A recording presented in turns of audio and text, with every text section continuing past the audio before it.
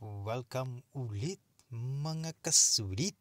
So may panibago na naman tayong item na bibilin sa Shopee at i-review dito sa ating sulit o hindi sulit channel. So kung makikita nyo, nandito ako sa aking shopping cart. So ang yung item na bibilin ko natin ngayon ay itong portable fruit juicer na blender na may 400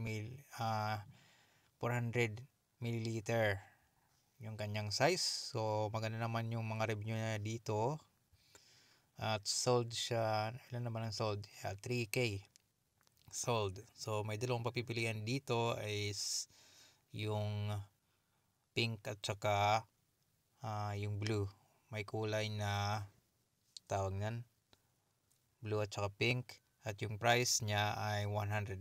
Pero kung nasa cart na, nagiging 118. So about may kasama rin ditong L-shape angle na pang screw. So sinama ko na lang siya kay para naman meron naman akong paggagamitan. So yan, maglalagay na lang ako dito ng voucher. Ito lang yung available voucher ko. So 8, okay na yan. Pwede na yan ata. Yan. Then, so balik na lang tayo ma'am kung dumating na yung item at i-review natin. So mag-check out ko na lang to at doon na tayo sa unboxing. Eto na mga kasulit, dumating na yung ating in-order na blender. So nandito na siya. So nandito na yung parcel. So buksan na lang natin at itetest natin itong portable blender na dito sa isang mansanas. So ito lang yung gagamitin ko, mansanas, kasi ito yung prutas na medyo matigas. Kasi kung gumamit naman tayo ng tawag nun, pinya, mangga, masyado naman silang hindi masyadong matigas. So meron din ako ditong yelo, crush siya, yung yelo, durog na yelo. At saka meron din ako ditong tubig para pang-dilute lang. Then i-compare natin ito sa aking isang Visca portable blender din. So ngayon, buksan natin.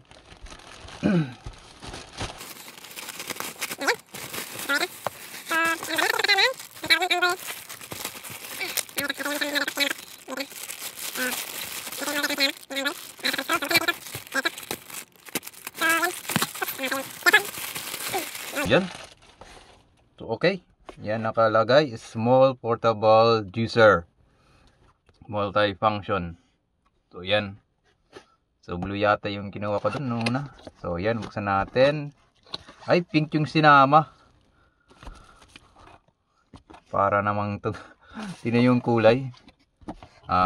Labas na lang natin. So yan yung USB, yung cup, at saka yung blender. Ito yung parang baso, tsaka yung blender. Then manual. Then meron ditong parang rubber seal. So wala na, yun lang. So yan. So tanggalin natin yung mga supot. Then ito yung blender. Yan. Okay. Ito yatang rubber na to para sa cup. So hindi nakalagay lang yung dito yung cup. Yan, wala nga oh. Hindi nakalagay yung rubber seal.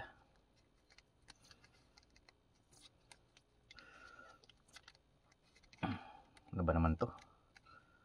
Baka ito lang para ay, hindi pumasok yung seal. Ano ba ito? Tumunting na lang.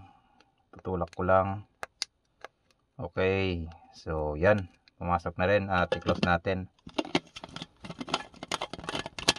Yan. So yan. So medyo napakagaan. Wala kang rubber dito. Di katulad dito. Tinanggal ko yung rubber. Ito yung rubber. Oh.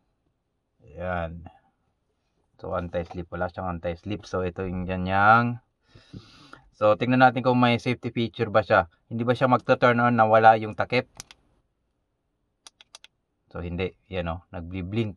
So ito yung gauge, medyo maliit lang siya kumpara sa dito. Yan, mas maliit. So okay. So yan yung tsura niya. So micro pa rin. Ito yung power. So may nakalagay dito. Yan, ito yung mga specification niya. Yan.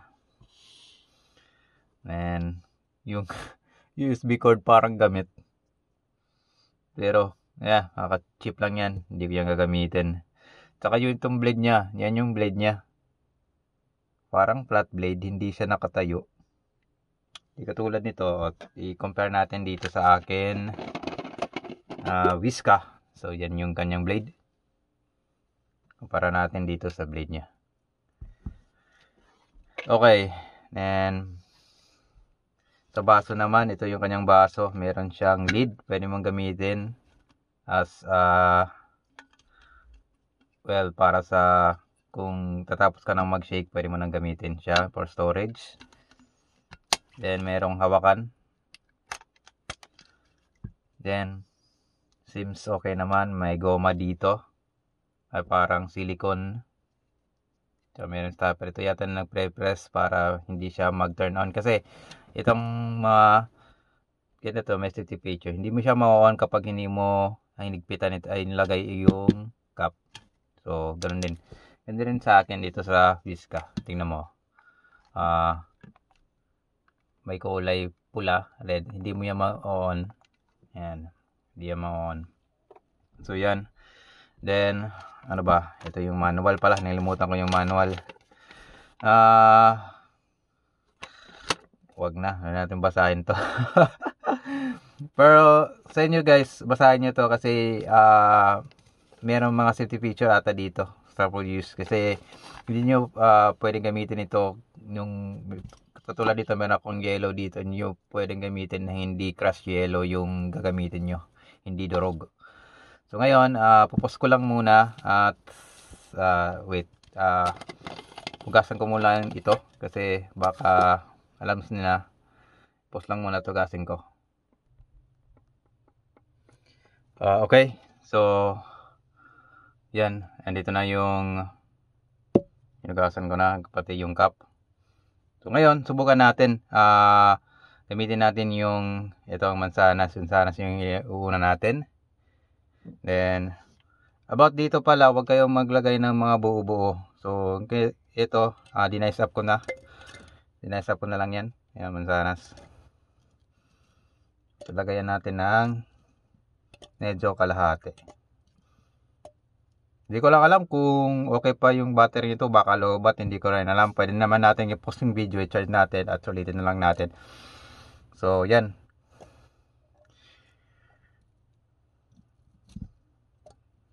So yan. Before kayo maglagay nito, dapat lalagyan nyo ng tubig. Make sure may tubig yan kasi medyo matigas ito.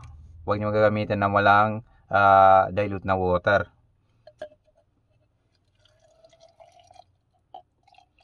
So ito lang muna. Pwede pa yatang lagay natin. O mamaya na. Yan, okay na yan. Parang medyo kalahati. Yung idea na lang to guys, kalahati lang muna. Pag blend nyo, yun na yung mag-add nyo. Anong pang i-add nyo, like coffee or milk. Yun na lang. So, ngayon, try natin. Takpan, pabaliktad. So nandito yung baso. Ganyan lang yan. Twist at iikot na lang. Higpit. At yan, meron ditong kulay blue. Pag ito kasi pareho rin ito sa akin dito. Kulay pula. Nagbiblink ng pula pag hindi siya naka-tight seal. Ito nga parang hindi pa nga naka-tight seal, oh. Umiilaw na. Hindi masyadong maganda. Kasi kung hindi mo tight seal at saka nag-blue na siya dito. Nag-blue na siya dito.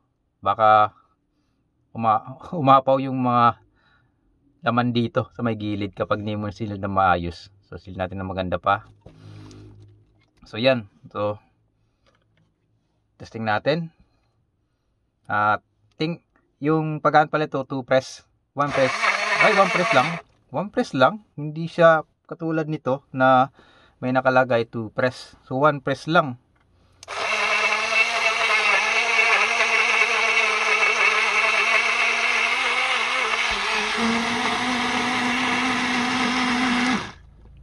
So yan. So makikita nyo, yan o. Yan.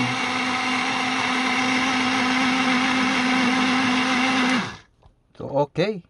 Ayun o. Konti na. So ito naman yung itatry ko. So tanggalin ko muna ito. So ganun no. Na pusta din. Okay. Ito yung itetest ko dito. Kung kaya ba niya. Okay, mansanas.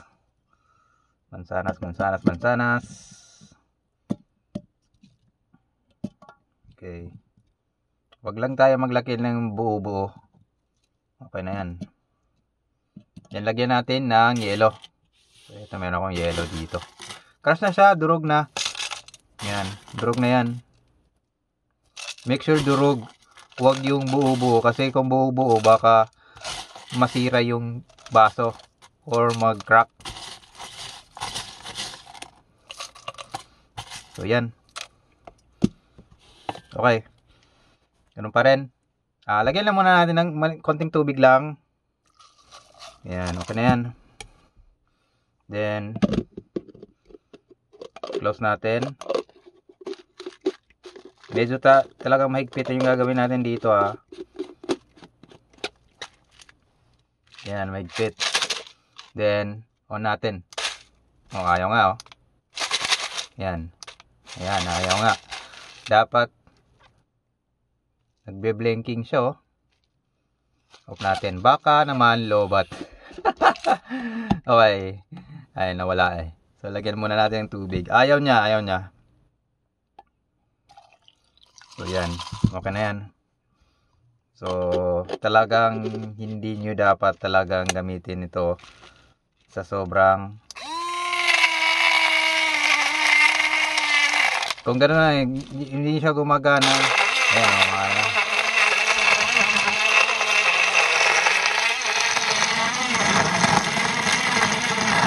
So, nakita na irinig nyo naman, nagkrakas naman siya. Semi okay.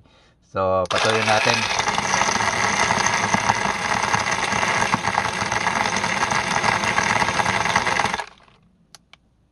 Ayun, naglulubat na siya. Kaya siya, kaya siya maliliit na yelo.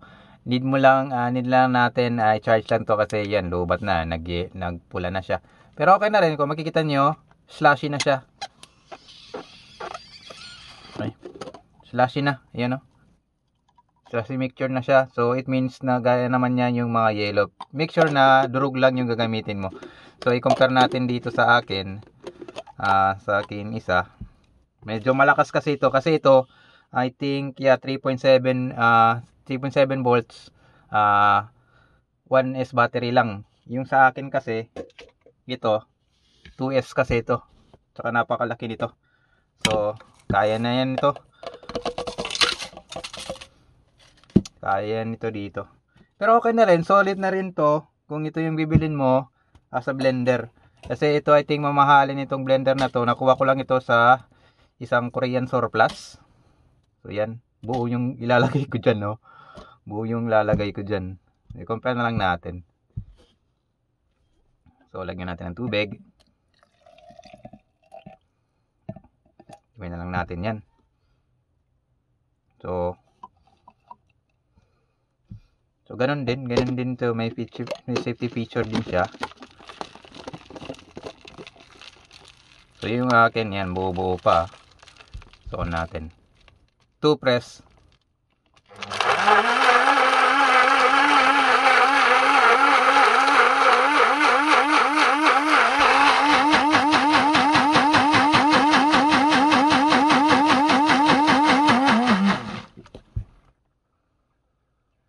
So yan, kung makikita nyo, blue.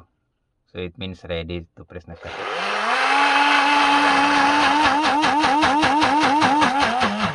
So, okay naman guys, mga kasulit. So, nakita na naman yung compare yun sa akin. High power. High power kasi ito, kasi 2S ito, 1S lang. So, okay naman. Kaya naman niya.